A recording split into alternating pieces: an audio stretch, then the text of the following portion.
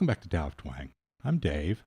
So a question I get asked a lot about improvising over a 12-bar blues pattern is, can I or should I, is it possible to change scales over each one of the chords, right? Or should I just stick to, using a blues scale or a pentatonic scale that fits the whole progression universally, right?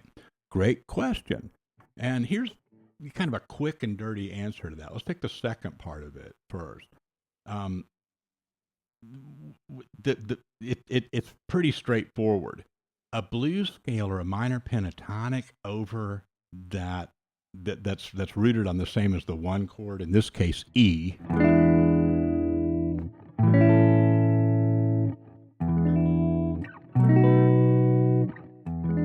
Right, those are our three chords in E. Now, even though those are all major triads, and they're not just triads, they all have a flat seven too. Right, they're all dominant seventh chords. So even though they're all major, that minor pentatonic for E will work over that in blues. And that's just the beauty and the elegance, the simplicity of this blues scale and the physics of it, the math of it. It's just an ancient art form that we still are just, attracted to and fascinated with. It's really incredible. So that one, yes, when we know we do that, most of us are doing that, right? When we get on backing track or something, it's in E.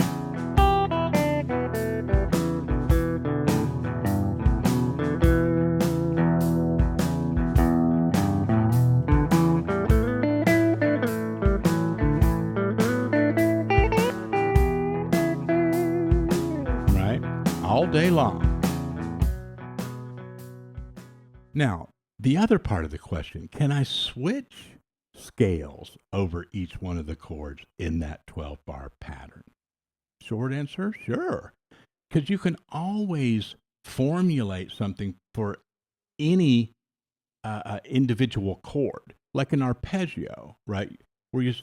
Because it'll always work because it's made of the tones that make up the chord when they're played together, right? Now, what sounds good, leading from one chord to another and so forth, that's where the real, art comes in. And that's the kind of stuff that, we're all kind of chasing, right? The buried treasure, right? That's what it's all about. So, but just to kind of keep it within the range of this basic question,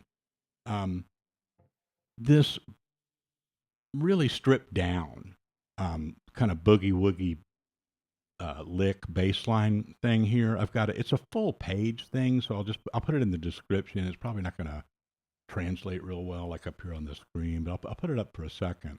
But it's in there. You can pull it up over to the side or whatever. But it's just a real basic version of that.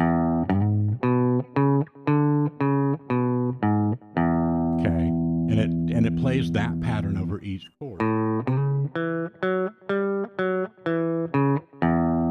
Okay, and for the B, it's right back to E.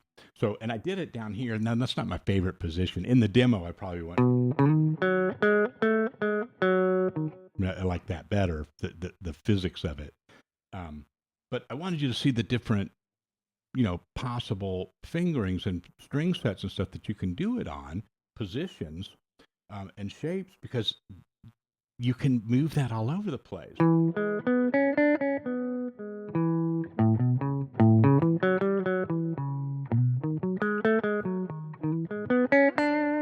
Okay, and that brings us to the why. Why are we doing this? It's neat, whatever. It's clever. But what's the point? How are we going to use this? Well, check this out. I've never seen this presented quite in this way. If we look at the root and flat seven, remember we said we're using a dominant seven chord. That means it's got the root, a third, a fifth, and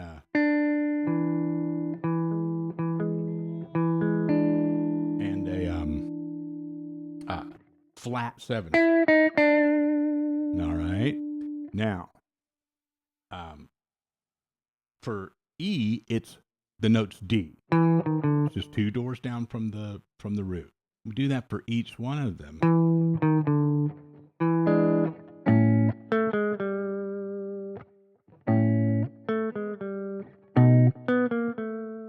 Okay.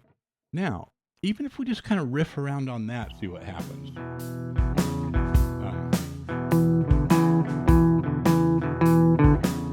This is going to be real simple, but stay within these guidelines so you can just get it in your ear. Lost my place.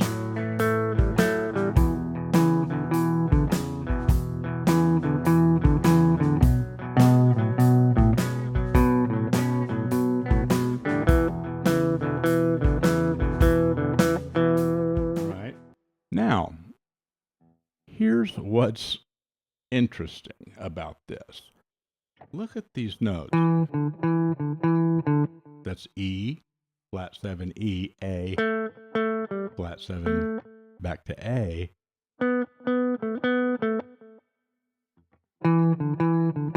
Right, that was for the B. All right. Play those in order.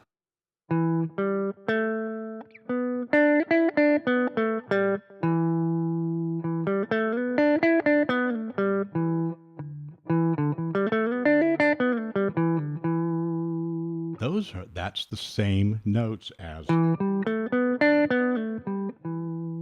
notes, pentatonic.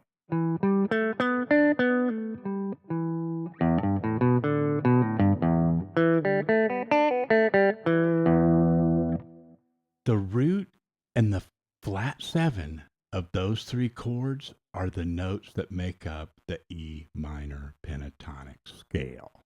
Okay? So it's not just this is one option, this is one option. It's integrate, right? It's remember the Venn diagram or whatever? It's where they intersect, right? And that's how a lot of theory is sort of analyzed. Now, if it sounds good and we know this blues scale, it doesn't need to be justified by this analysis. It's just that can inform, how you're playing and give you more. It can remind you, oh yeah, you know what? When I go down to this A, I could play an A, arpeggio with a flat 7.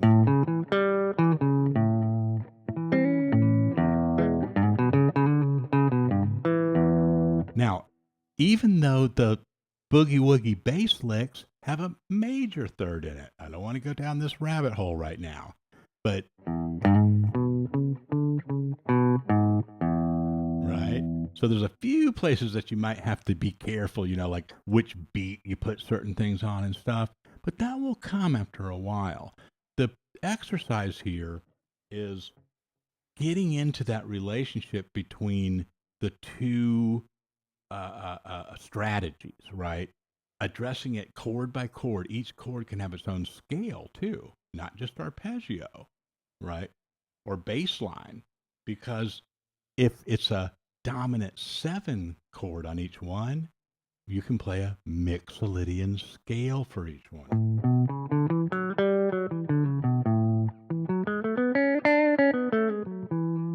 Okay, and then you can really start getting some traction.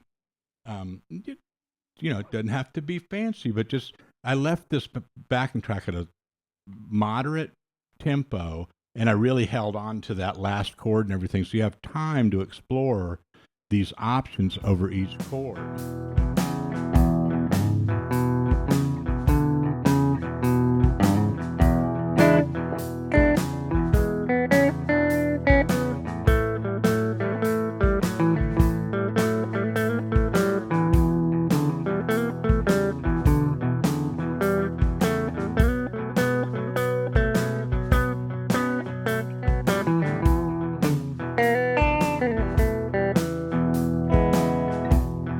Okay, so these aren't, this isn't a hot licks deal here today, right?